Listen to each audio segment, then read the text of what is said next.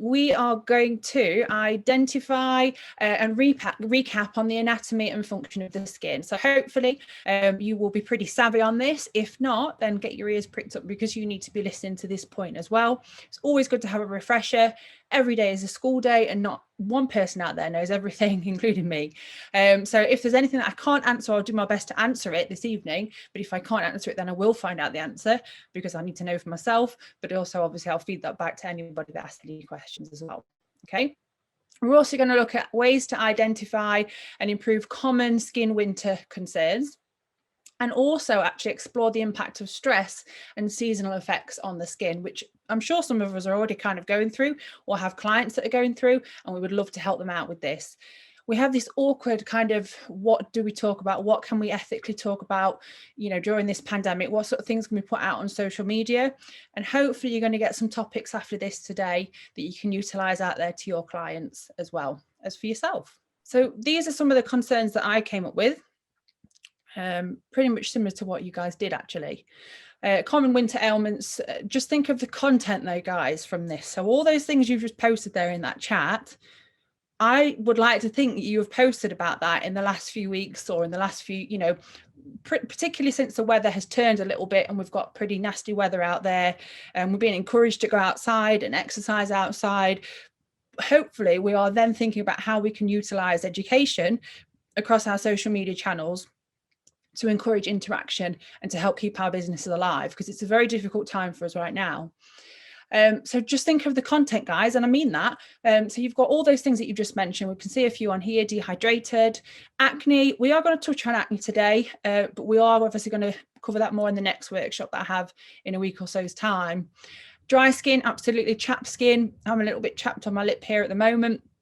Dandruff, dry cuticles, dry hands and feet. So don't forget to think about how you can market products that are available from us for the hands and the feet as well, especially with all the hand washing that we're going through. Those healthcare workers out there, how can we help them not only with their, the PPE that we're all wearing, but hands and feet as well. We often do forget about. Red nose, like Rudolph, non-seasonal, redness that we have on our cheeks, or any area of the body ultimately as well. Oily skin as well, keratosis pilaris, breakouts. That's like where you get the chicken skin. So I do plan more webinars with these guys, depending on the success of this one, of course, and the others that we have planned. And I really want to cover all these things in a lot more detail, but there's only so much I can do in an hour. I could stay up and talk all night to you guys about this, but there's only so much we can do. So I have highlighted on there what we are primarily going to be talking about today, which is what you've mentioned already: dehydrated skin, dry skin, red skin, obviously rosacea. We're going to talk about oily skin as well, and obviously the faux pas that people make when it comes to oily skin as well. Okay, that just shows it's live. I've got to get my teeth in. Okay, so let's move on to that. Oh, and there's me skiing. There we go. So I found this picture and got really depressed earlier when I was doing these slides. This was 2 years ago now, when I was skiing. Obviously nice fresh air, got my SPF on, of course.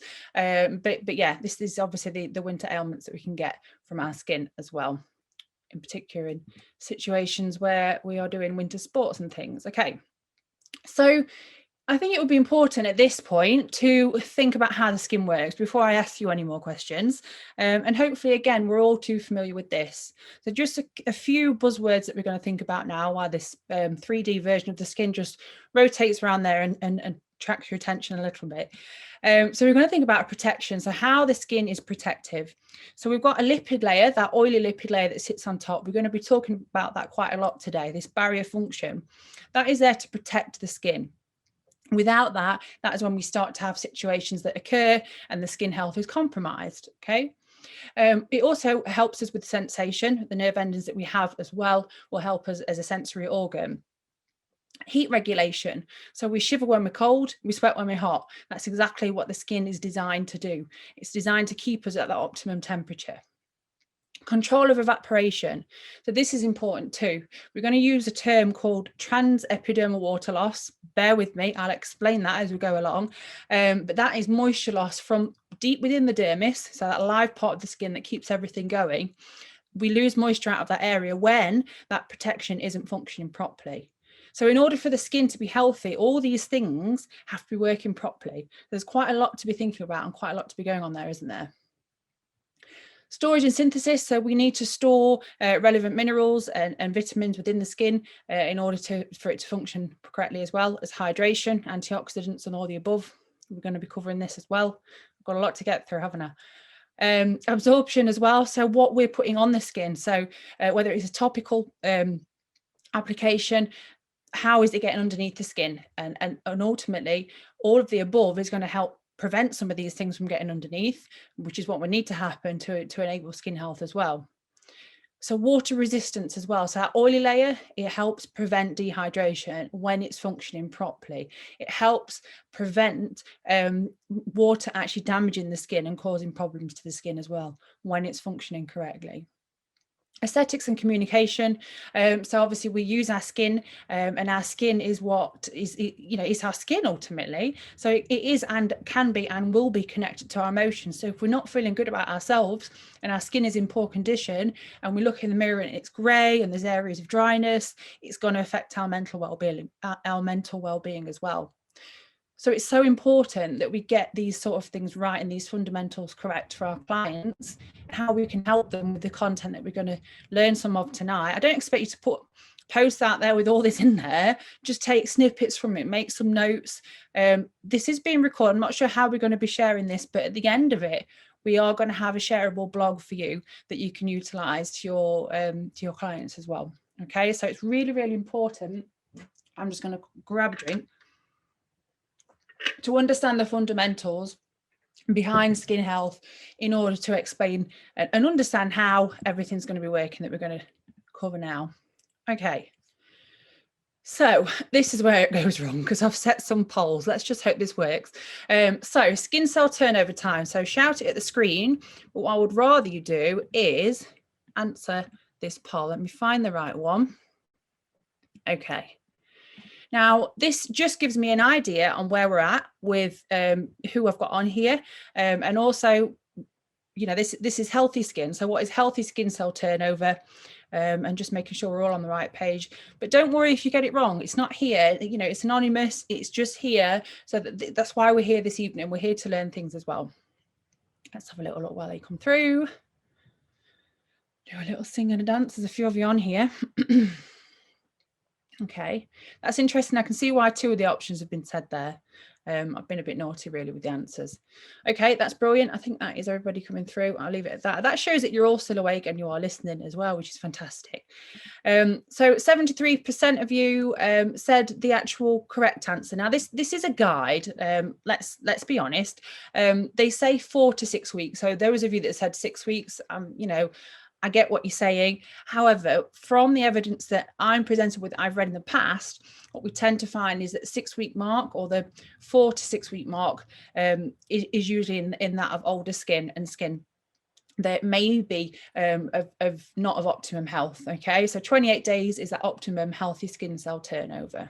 Okay, so when we say skin cell turnover, because I know some of you have said 14 days, that is important. If we've done certain procedures, then yes, you may have you know, the produce of skin cell turnover that's sped up. If they're using certain products, then you may have a completely different skin cell turnover as well. So that's important to consider. Let me just stop that share, or it will be on your screen and annoying every single one of you. Hopefully that's gone now. Okay, so 28 days skin cell turnover.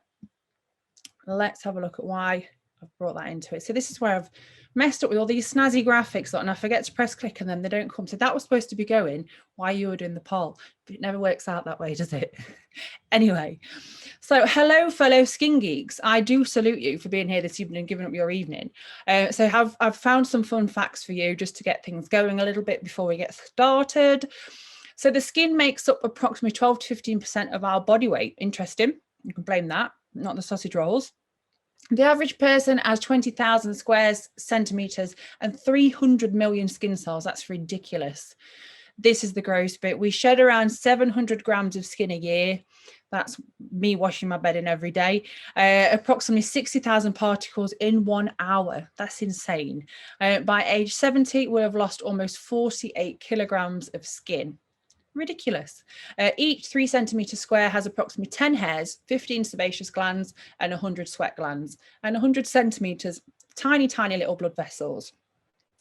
So go Skin Geeks, there's a few little snippets for you to take away from you today, if anything. So we're going to start with the next poll. Really, I'm testing you guys today. I want you to tell me if you think dry skin and dehydrated skin is the same thing. So dry skin and dehydrated is the same thing. Is that true or is it false?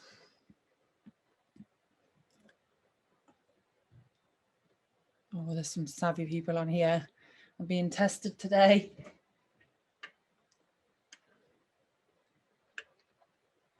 Excellent, that's good. There's a couple that they've said no, it's the same. Or there's, let's have a look. There's just a few more coming through. Okay. But ultimately, you've pretty much all had the right answer. And the fact is, it's not the same thing. We're going to go on to that a little bit more just now, but it's not the same thing. So those of you who said true, don't worry. We're going to learn about why it's not the same thing just now. Okay, so let's take a look. Oh, here we are with the snazzy graphics again. Annette knows what she's doing, I promise. I may not be as good with the graphics, but I'm okay with the information. Right, I am going to get this graphic moving because it's a good one. There, look at this. Okay, so dryness and dehydration are not the same. They actually refer to two totally different skin conditions. We're going to cover them in a bit more detail as well. So dry skin is a skin type and occurs when your sebaceous glands are not producing enough oil to keep your skin lubricated, protected, and all of those things that we learned about in that very first slide. You see why I did it now?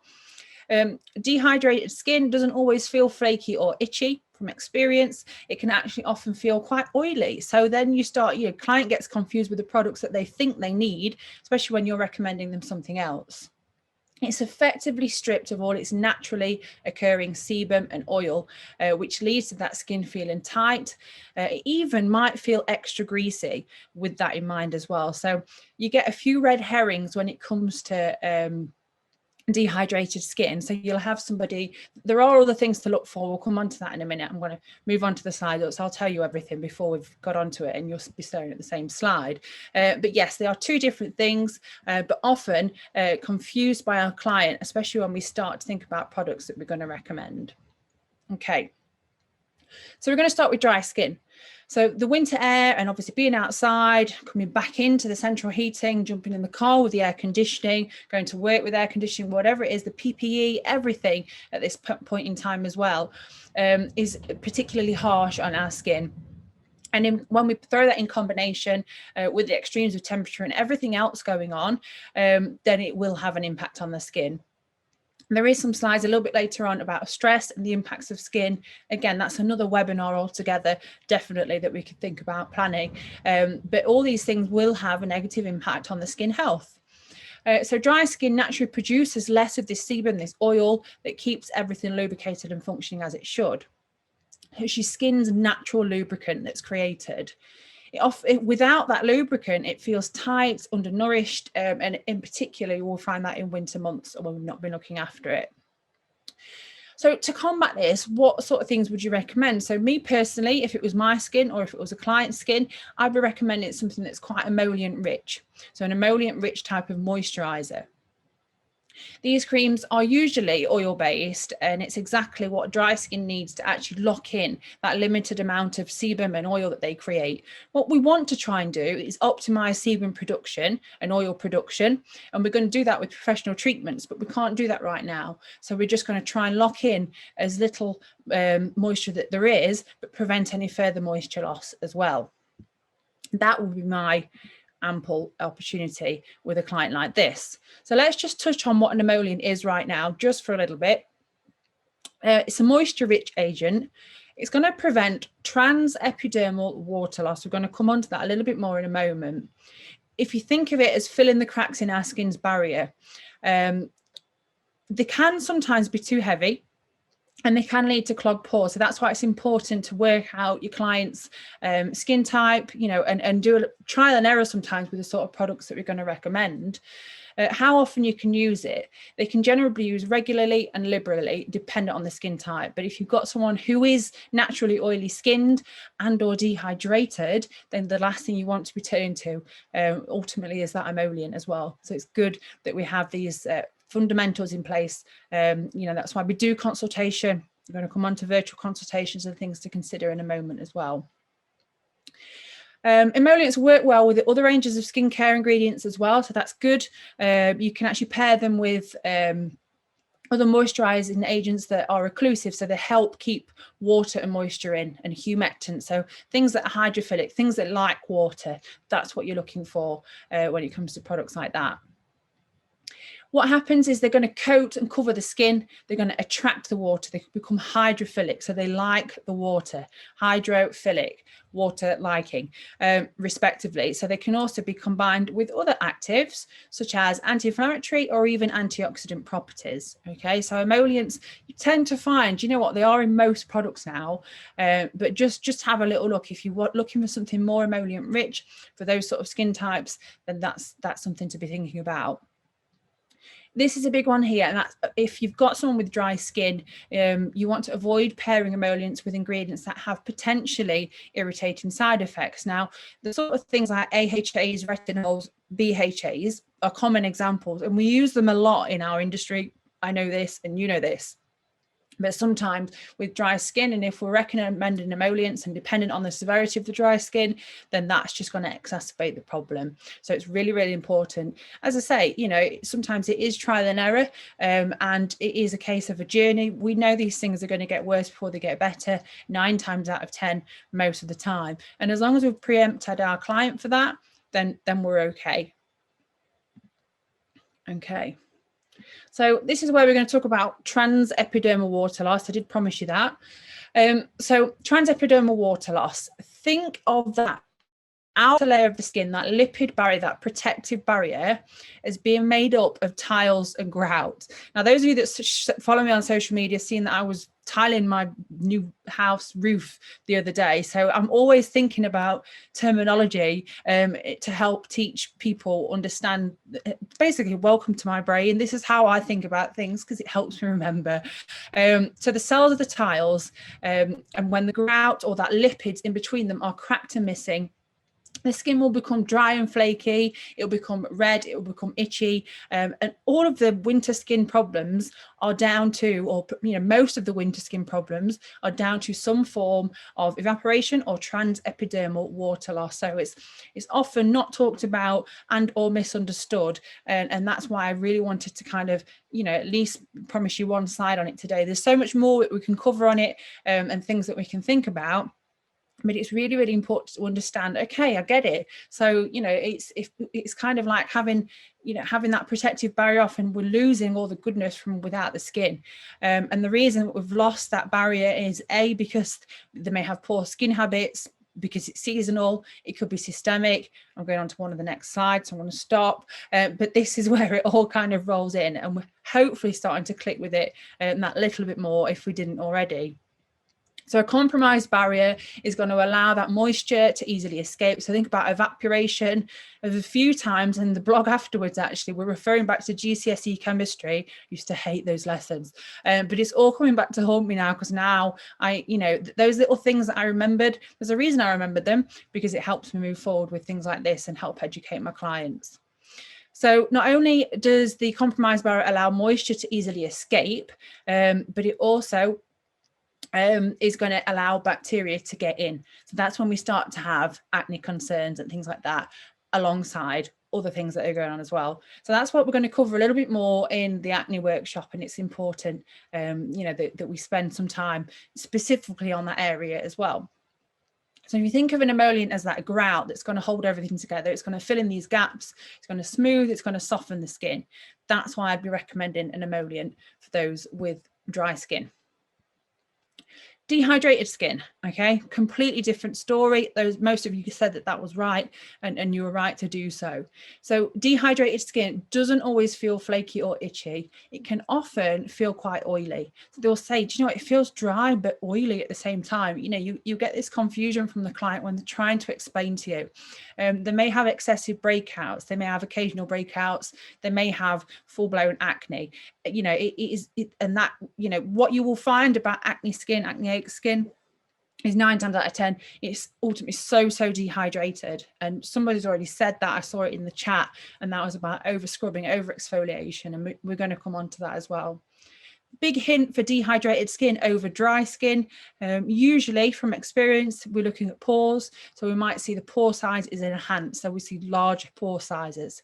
So here come the professional treatments. So your things like peels, microneedling, all of these things can help with pore size and hopefully help with the dehydrated skin issue and fix the skin health. But we've got to get the home care in there first. I don't do any professional treatments for anybody until they're on some form of home care with me. I'm a bit of a stickler for that, and it works the same in dentistry as well. If you're not brushing your teeth and using interdental brushes, then it's pretty pointless me even thinking about intervening for you, because it is about compliance, and I kind of mirror that across in the skincare that I offer as well. So dehydrated skin effectively stripped of all its naturally occurring sebum and oil. That leaves the skin feeling tight or even extra greasy as well. So somebody's already said it, we need to avoid that excessive exfoliation, your AHAs, your BHAs and your retinols. Not forever, just while we're getting everything optimized and functioning as it should. Okay, so these harsh cleansers as well, they might be getting breakouts, so they'll turn straight to the glycolics, they'll turn to something that's antibacterial, and that's actually going to have a negative impact on the skin. It's confusing because they've got, you know, this combination and loads of things going on, and then they'll Google it or they'll look at it and they'll get confused themselves. I mean, hell, I still get confused. So that's why it's important to have these warning signs and these things that you think about for your client. Think hydration, I've put a typo there, that's going to annoy me. So Thinky hydration station, and the fabulous work of the much evidence hyaluronic acid. So anybody with dehydrated skin, I would primarily be turning them towards what we know so much about, and that's HA, hyaluronic acid. Okay, so a big hint for dehydrated skin for me and from my experience will be the pore size. So a little bit about HA, so hyaluronic acid. I don't know about anyone else, but I still struggle to spell this even now. And when I'm writing it or posting anything about it, sometimes I just have like a moment where hyaluronic acid, hyaluronic acid. So it's been around for a long time, but Annette still doesn't know how to spell it. Hopefully we spelled it right on here. Because I call it HA all the time, I use that short term, you see. So HA is naturally producing in our bodies. It's one of the major components of the skin's youth supporting dermis. So remember that spinning diagram that I put on there for ages for you, because I want you to think about that now. So you've got that dermis, that hydration within the dermis, so deep down underneath the skin, okay? It's considered a glycosaminoglycan that has an exceptional moisture retention quality. So it's hydrophilic, it likes water. Okay, it makes it responsible for maintaining that plumpness of the skin. So it's going to help reduce the appearance of wrinkles, and also obviously the hydration properties that it has as well. As we age, or as it's denatured because of winter and stress and other indicating factors, other systemic things, so you know there may be menopause or something else going on, another webinar for another day, then what we'll start to see is that production of hyaluronic acid will slow down. So that will impact the skin health. So if we are incorporating creams and serums that contain that type of molecule, then it will help replenish what is lost as well. Okay, there's one thing to think about with HA though, and the products that we're thinking about, and that is the size of the molecule. So again, this is where your GCSE chemistry comes back to haunt you, and we're thinking, do you know, earlier, this will make you laugh, I was getting into this and thinking about pH. And I sat there for a minute, I was like, what does even pH mean? We know what pH is because we're going to come on to that in a minute, but what does it actually mean? I was having a meltdown earlier, so hopefully you are still enjoying this and you're still with me. But back onto HA, So hyaluronic acid, only low density HA, so hyaluronic acid can actually penetrate the skin. If you've got obviously breached skin and there is that gap already, then some would argue, you know, serums and things, they can penetrate and get underneath the skin that little bit better.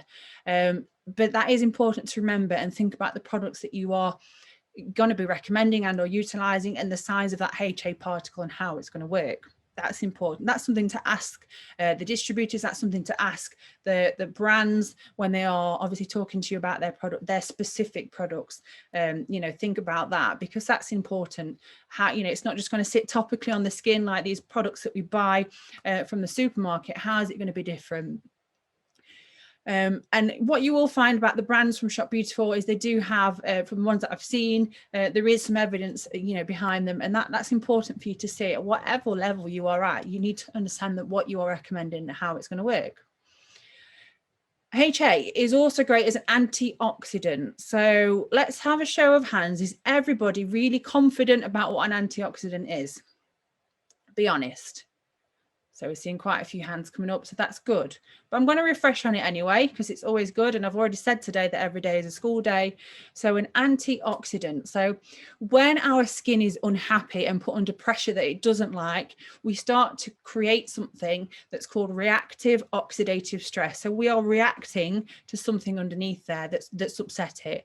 It could be something from the pollution, the environment. It could be UV rays. It could be a chemical. It could be winter, it could be COVID stressors, it could be anything that's creating some sort of reaction that creates oxidative stress, a reactive oxidative stress underneath the skin. Okay, when that happens, the skin cell becomes damaged, or the cell becomes damaged. So my cells in my body are like stars. They're all floating around like little stars. And one of those stars has gone under reactive oxidative stress. So it loses one of its arms. So we've then got one 4-armed star floating around my body. What that cell then does is it goes on to steal, or try and steal, that missing arm to replace what it's lost. So, and then it multiplies itself. So it will start to go along and pinch and actually eradicate good functioning cells. So that is where your antioxidants come in, and that's why they're so important, both systemically. So, you know, you need to think about what we're putting in our body, but also what we can put topically on our skin as well. So hopefully that helps a little bit. They're used a lot for transportation as well, of other ingredients to get underneath there. And there is a webinar coming up actually for the Nutricos range by Sunnycos. And the merits of their anti-aging products and the HA relevance and size delivery and things like that. We've been chatting with the guys at ProDiuretics, so that's coming up. So do look out for that. I've got a link at the end as well for you guys. Oh, here we go. I'll put it in there already. So this is one that we've got next week, the action on acne, and then we've got 2 Nutricos workshops like this. So if you're interested in that, tell you what you can do: drop a message in the chat. And or you've registered for this, so we'll get the information over to you for the links for that as well. Okay, but if you follow me on Facebook, you'll get fed up with it all, because I always put it on there. Okay, so I want you to meet, what did I call her in the end? Dorothy. I thought that surely we won't have anyone on my webinar called Dorothy that I'm going to offend. I did this once with a Karen, and there's about 7 Karens, so I don't do Karen anymore. So let's meet Dorothy. So what's Dorothy got to say? So Dorothy is a client, an atypical client. So let's have a raise of hands at how many clients we have like this. I can only use soap and water on my troublesome winter skin. Everything else will make it react, okay? I hear this 100 times a day when I'm at work clinically, when I have messages through, you know, for skin analysis and people that want to come and see me and they have concerns.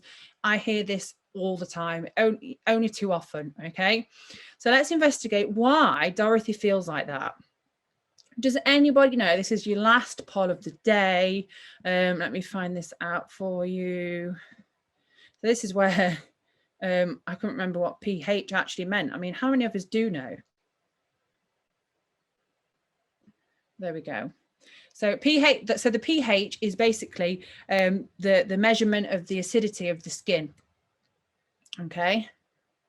So the pH is important, and we're going to read about why, but what I'm asking you is, what is the natural healthy pH of the skin? Okay, I'll just wait for the last few to answer. That's great. I think we'll leave it there. So I'm going to share that. Okay, that's good.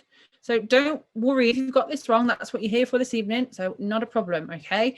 The pH of healthy skin is actually, as it says here, between 4.75 and 5.75. Okay.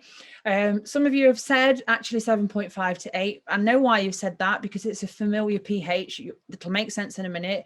Some of you have said 3.5 to 4.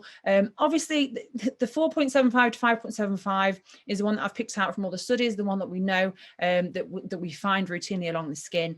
But again, you know, people may have, if they've done pH tests, they may have something different. But general healthy pH, I say between 4.5 and 5.5 ish. Okay, so most of you were right there. But those of you that weren't, as I say, do not worry. That is what you are here for this evening. So let's investigate the pH a little bit more. Okay. Typically, healthy skin has a slight acidic pH of around about 5.5, like we've just mentioned, but it can be as low as 4.5 as well. So maintaining that healthy pH, which is slightly acidic, actually neutralizes chemicals and bacteria, thus protecting the skin from the premature aging and further damage and other issues that we've been learning about this evening as well. So here lies the importance of the pH of our skin. So the blog that I've done to follow on from this webinar really just focused a little bit more around the pH and the understanding of that. Because people recognize pH, they understand that, they use it a lot for many things. We use it in dentistry as well. So if we then replicate that when we're trying to educate our clients, it will get them thinking about that. Those of you that said 7.5 plus to 7.5 to 8.5, that's interesting because the pH of water is around about 7. So that's why I said it's a familiar pH.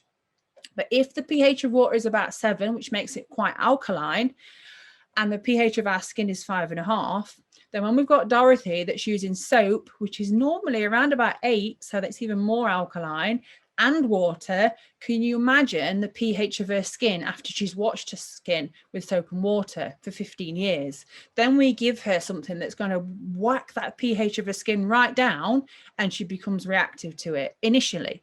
It gets worse before it gets better. So that's why it's so important. No matter what products that you put them on, and whatever it is that you stock in your clinic, you'll believe in it for a reason, or hopefully you will. And that is why it's important to have that conversation with the client. So the pH from 7.5 to 8 when we're using water and soap, the pH of skin is 5.5. Every time we're using that, if that's what they've been used to using, their skin will have naturally adapted to put up with that water and soap. It will be quite damaged, but it will have adapted to it. So then we throw something that is, you know, actually quite classed as quite acidic onto it. We have a reaction. Okay. And again, the studies behind the natural skin surface pH being below that 5. So I've got some links in that if anybody's interested in it. But do have a look at PubMed. That's where a lot of the studies that I get from in terms of the evidence. So a bit of an image for those of you that are visual learners as well. So the skin pH scale. So you can see in comparison, you know, we've got water and soap will sit around about, so water sits around about 7 or 8, and that's neutral. So those of you that said 7 and 8, I can see why. Your skin goals, the goals of your pH will be around about that 4.5 to 5.5. Okay. And soap, believe it or not, sits around about, you know, 9 or 10. It's pretty high up, depending on the soap indeed that we're using. And obviously, when we're thinking about peels, so it's important to now understand skin and why we deal with pH and peels and acid. You know, it's all about correcting that optimal pH of the skin in order for things for functioning properly. All of that list that I gave you right at the beginning, and there's a reason I gave you that. That's what we need to work properly, and pH has a massive impact on that. So when we're using peels on the skin, if the skin is sitting here and we're using a peel of around about 1 or a 2, so when you are looking at peels and you're looking at peel training, which peels to have in your clinic, you need to think about the acidity, and you need to have a variation of those in there for those different skin types as well. So how does the pH, this is going to make you feel sick again because it's a snow scene, we are almost there. Let me just have a look how I am for time. Yeah, we're doing good actually. I'm doing all right. Listen to me praising myself. No one else can. So how does pH affect our skin in the winter? Okay. We've kind of touched on acne a little bit because we've talked about that lipid barrier that's breached. So we're going to get bacteria underneath the skin, and we are going to cover that more in the next workshop. We're going to discover the P. acne bacteria. We're going to talk about sebaceous acne. We're going to talk about hormonal, menopausal acne, all of those things to get really excited about. So I'm looking forward to that one. Okay. We've got air pollution. So city skin is actually a real thing. This is all going to be in the blog, but you'll see this as well. Those of those that are present in suburban areas and urban areas, we will tend to find will need to have more regular professional treatments from experience. And obviously those that are working outside a lot in rural areas, then they need it as well. So everybody, falls into that same spectrum for different reasons. Antibacterial properties that can affect the pH of the skin. We've already talked about this. If the pH isn't optimum, and then we're putting something antibacterial or quite harsh on the skin. Cosmetics, if that skin's pH isn't optimum, and then we're putting all these different chemicals on there, it's bound to have that negative impact. Problem that you have with someone who has poor skin condition is coverage. They want to cover it up.